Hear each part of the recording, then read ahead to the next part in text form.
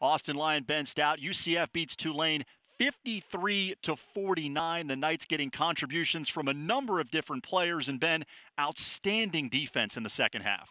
Yeah, absolutely. Led by C.J. Walker, and some great on-ball defense by Darius Perry against one of their best players in Jordan Walker as well.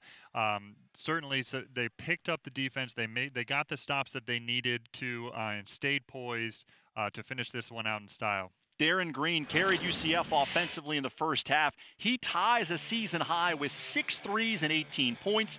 Darius Perry picked it up in the second half, 11 of his 14, and then a number of different players contributing offensively. Jameel Reynolds, C.J. Walker, Dre Fuller, all playing a big part in UCF's success in the final few minutes. Yeah, absolutely. They relied on Darren Green Jr. early, but he was on fire in the first half. Great to see him get going again. And then you're right, the balance of the scoring down the stretch, they kind of took what Tulane was giving them and finished out the game really well if you're a UCF fan.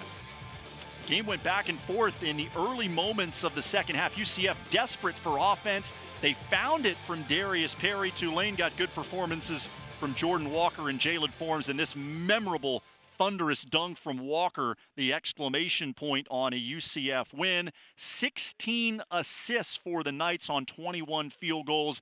Something that Johnny Dawkins has been talking about is sharing the ball. They did a great job of that tonight. Yeah, it's something that they have struggled with this year, but really understanding where their teammates were on the court tonight. There were some great passes being made by each of them, and really handling the defense that Tulane was giving them to try to find their teammates where they could.